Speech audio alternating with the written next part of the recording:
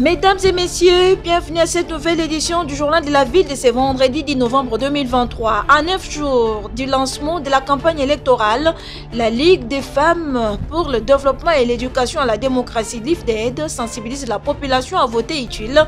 Ce vendredi, la population de Massina Ndjili Kimanteke a bénéficié de cette sensibilisation sur les changements du comportement et attitudes vis-à-vis du processus électoral. Élection en RDC, vision internationale des activités des droits humains va déployer 22 000 observateurs sur terrain. Les observatrices et formateurs formés ont reçu leur brevet de formation ce vendredi 10 novembre. C'est tout pour les sommaires. Mesdames et messieurs, encore une fois, bienvenue dans ce journal.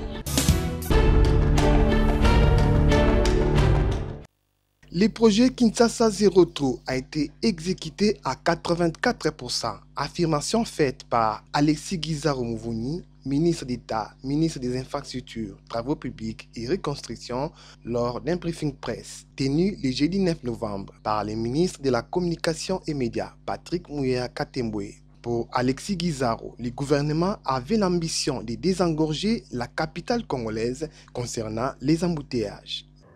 Kinshasa Zéro Trou, nous l'avons baptisé ainsi parce qu'il s'agit d'une ambition du gouvernement.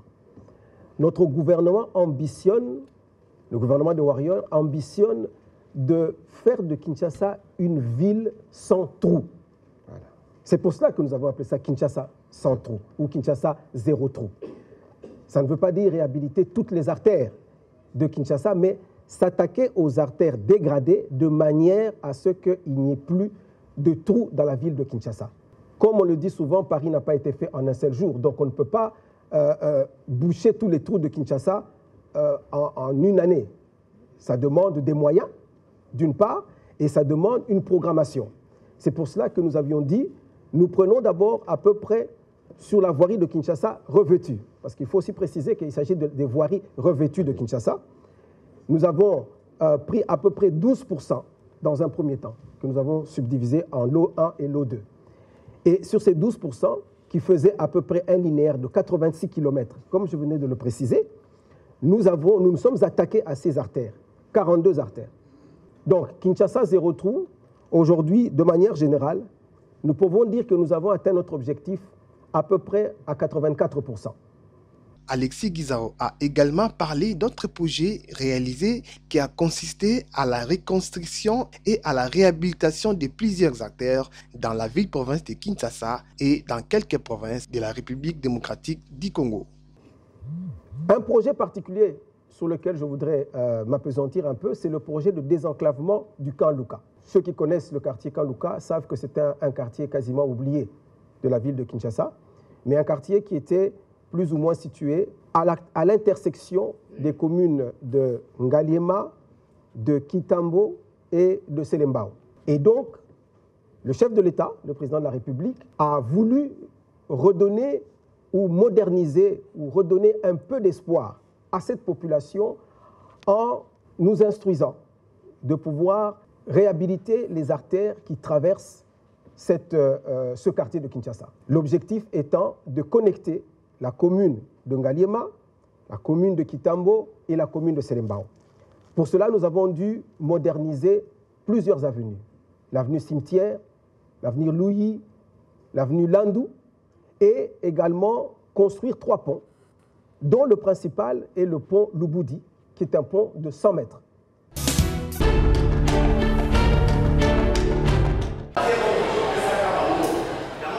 À 9 jours du lancement de la campagne électorale en République démocratique du Congo pour les élections 2023, la Ligue des femmes pour le développement et l'éducation à la démocratie, LIFDED, que dirige Grâce Lula Amba, sensibilise la population de la Tchangou à voter utile. Ce vendredi 10 novembre 2023, la population de Massina, Ndjili et Kimanteke était sensibilisée à travers un carrefour d'échange de communication sur les changements de comportement et attitudes vis-à-vis du processus électoral. C'est dans la salle de conférence du lycée Sainte-Germaine d'Indjili que cet échange a eu lieu. Le choix d'un candidat aux élections doit être utile pour le bien de la population et du pays, estiment les participants qui remercient ici la LIFDED pour ses stratégies sur les élections en leur faveur. Nabakisi vraiment ya mingi pona nazala ki penza ignorante na makambo etali députation mais ndenge na yoki makambo ndenge ezoleka turo na kozala mama oyo akopona na lolenge ya malamu na kopona lisusu na kati ya buzoba teto na kati ya boyinga wana te na kosala vraiment oyo eza malamu choix moko ya malamu de façon que ntombwama ya quartier na ngai emonisama ba conseil LIFDED en tout cas ba koba. Donc, la population. Les habitants de Massina, Ndjili et Kimanteke ont été également sensibilisés par la LIFDED à faire participer un bon nombre de femmes aux élections, question de leur permettre d'accéder au poste de prise de décision. Loi électorale parce que maman bazala ebeli. Pour ceux qui maman azali à côté qu'on pèse la différence par rapport à la gestion et puis batata. Irba Bizadi, chargé des suivis et évaluations à la Ligue de femmes pour le développement et l'éducation à la démocratie, revient ici sur l'importance de ces carrefours d'échange. On a échangé autour des stratégies pour promouvoir davantage la participation citoyenne de la femme vis-à-vis du processus électoral en cours. Surtout que nous sommes à l'aube des élections. Et dans 9 jours, c'est le début de la campagne électorale. Il faut que la population à la base se prépare. Il est de noter que la LIFDED a mené plusieurs sensibilisations pour éveiller et conscientiser la population de la Tchango à se préparer pour les élections et surtout à faire un vote utile. Et c'est toujours dans les programmes d'appui à la promotion du leadership féminin et à la participation politique de la femme Kinshasa Tchango aux élections de 2023 appuyées par NED.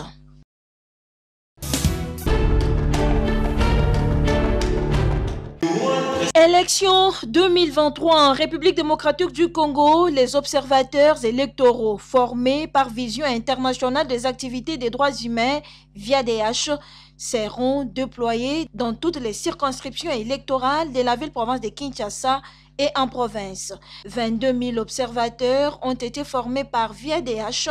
Ce vendredi 10 novembre 2023, 386 observatrices et observateurs formés ont reçu leur brevet de formation, une remise qui s'effectuera progressivement. Très satisfaits, ces observateurs s'en félicitent et remercient VIADH. Nous entamons vers la période électorale. PNG avait formé les observateurs électoraux et aujourd'hui nous sommes là pour la remise de leur brevet. C'est ça le but de notre manifestation pour la journée. Nous disons seulement aux autorités du pays et à nos partenaires internationaux que la VIADH le 20 décembre va déployer ses observateurs dans des bureaux de vote pour superviser les élections. Mondok Bodo Mondo, président national de Vision internationale des activités des droits humains, VIADH, revient sur l'importance de l'observation des élections au pays. D'abord, je suis venue ici pour récupérer mon certificat de formation que j'ai suivi en tant qu'observateur. Je voulais dire merci à l'organisation des VIADH qui nous permet à des jeunes à se sensibiliser et à venir à suivre les formations. Nous avons eu à suivre les formations qui se suivaient dans les jours à passer. Donc là, on est certifié en tant que les observateurs en tout cas. VIADH, prêt pour l'observation électorale en République démocratique du Congo.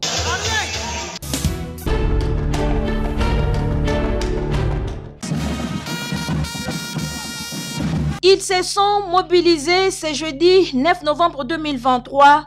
Les membres du syndicat interministériel de la réforme de l'administration publique interprofessionnelle SIRAP, agents et fonctionnaires de l'État, avec à leur tête Paul Yapai Makengo, depuis la place des évolués jusqu'à la primature, cette fois-ci pas pour revendiquer un sit-in comme d'habitude, mais pour dire grand merci au chef de l'État, président de la République, Félix-Antoine Tshisekedi Tshilombo, et le Premier ministre, chef du gouvernement, Jean-Michel Sama Lukonde, pour la signature des ordonnances des directeurs de l'administration publique et les degrés des chefs de division et des chefs de bureau, ainsi que le réajustement salarial aux fonctionnaires de l'État de la République démocratique du Congo. Sur place à la primature, la délégation du SIRAP est reçue par les directeurs des cabinets du Premier ministre, chef du gouvernement. Paul Yapai Makengo, président du SIRAP, donne sa motivation. Le syndicat SIRAP est comme les 12 lépreux qui étaient guéris à une maladie et un seul est venu remercier. Le syndicat SIRAP est parmi des syndicats qui sont venus remercier le gouvernement de la République pour 3 choses principales. La première, c'est d'avoir signé les décrets des chefs de bureau, chefs de division. Nous sommes venus remercier le Premier ministre par le biais du chef de l'État qui a signé les ordonnances de directeur de l'administration publique. Ça fait plus de décennies que les ordonnances n'étaient pas signées. Troisièmement, nous venons de remercier le gouvernement de la République pour avoir réajusté quelque chose sur le panier de la ménagère de tous les agents de carrière des services publics de l'État dans l'ensemble du territoire national. Profitant de l'occasion, nous avons rappelé au Premier ministre, il reste quelques décrets qui est encore sur la table du ministre en fonction de qui doit venir pour qu'il puisse signer. Nous avons souhaité qu'avant la fin de cette année, que le Premier ministre signe ça comme il a signé pour les autres. Pour ceux qui ne le savent pas, dans les SIRAP, il y a 4 principes. Les syndicats SIRAP et les syndicats de collaboration, les syndicats de participation, les syndicats de développement et les syndicats qui réorganisent avec l'employeur. Si quelqu'un vous fait du bien, il faut savoir le remercier pour l'encourager à continuer à vous faire toujours du bien. Et c'est ce que le SIRAP a fait aujourd'hui aux autorités du pays.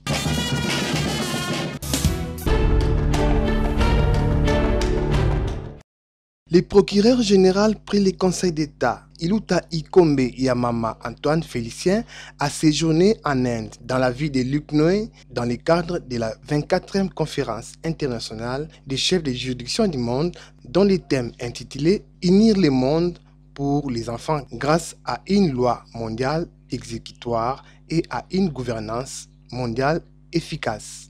Ont assisté à cette conférence des centaines de participants, dont les chefs de juridiction, les chefs de gouvernement, les présidents des assemblées nationales, les délégués des institutions publiques et des organismes privés de promotion de la paix représentant 64 pays. L'occasion était favorable pour le procureur général pris le Conseil d'État Iluta Ikombe Yamama de dresser un tableau sur l'instabilité qui règne à l'est de la RDC provoquée par le Rwanda, pays voisin avec son supplétif, le M23, et dont les jeunes sont comptés parmi les innombrables victimes. Il a relayé la volonté du chef de l'État, magistrat suprême Félix-Antoine Tshisekedi Tshilombo, d'instaurer la paix et la sécurité dans cette partie du territoire national. Mon pays, la République démocratique du Congo, vit une situation particulière, une situation d'agression perpétrée par certains de ses voisins, et principalement le Rwanda. Mon pays est entouré de 9 pays voisins, et l'idéal, lorsque vous vivez avec autant de voisins, c'est que vous puissiez entretenir des relations de bon voisinage. Il s'est fait malheureusement que certains de nos voisins, et principalement le Rwanda, se sont avisés de s'aimer l'insécurité de manière récurrente dans notre pays en utilisant des groupes réputés rebelles, mais qui sont en fait des bras séculiers de l'armée rwandaise. Pour que l'occasion se présente, le président de la République n'a de cesse de sensibiliser la communauté internationale sur le massacre perpétré contre nos populations par nos voisins, principalement le Rwanda. Jeunesse de l'Inde, que vous puissiez être des interprètes de vos amis africains auprès des responsables de votre pays. Il a également soutenu, à l'instar des organisateurs, l'institution d'une loi mondiale exécutoire devant conduire au respect des lois internationales et des obligations conventionnelles dans le cadre de la restauration et maintien de la paix. À la fin de ces assises, le procureur général près le Conseil d'État, Iluta Ikombe Yamama, a été honoré par la remise d'un certificat sanctionnant sa participation aux différents travaux.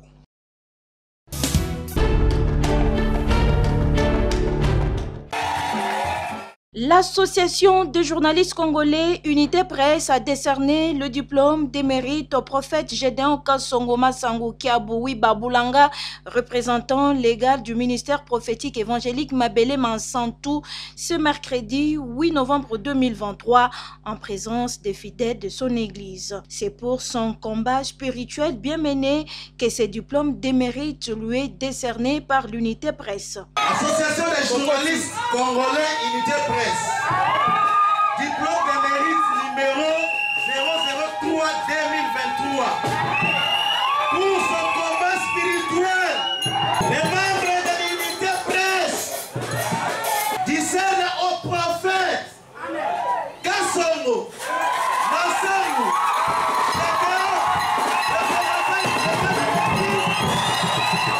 ministère prophétique Mabele Mansantou. Et la joie était au rendez-vous.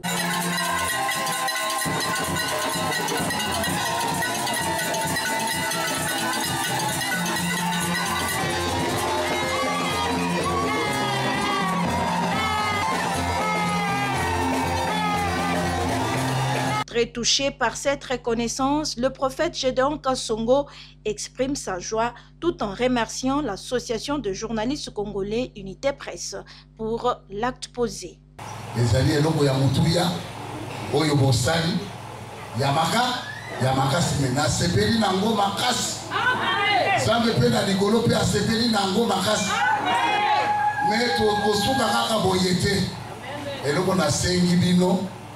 ezali koyebisa bakonzi ke toza besoin bokesha échange balanda zambe ode balanda makambo yanzo toza besoin biso nyonso bokeza na bala ezali malamu soki bakonzi bakomi kolanda oyo nzambe azoloba makambo ekoya kitoko sino ezali kanisi moko eremarke ngai na vi na ngai journée ya lelo tokotia yango na baarchive.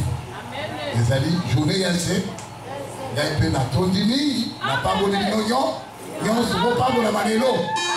un travail bien fait mérite un salaire. Pour son combat spirituel, le prophète Gédéon Kassongo est honoré par les journalistes aujourd'hui.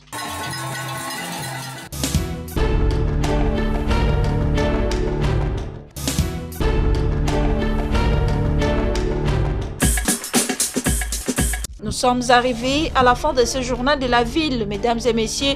Merci de l'avoir suivi. Le prochain rendez-vous, c'est déjà pour ce samedi avec le même plaisir.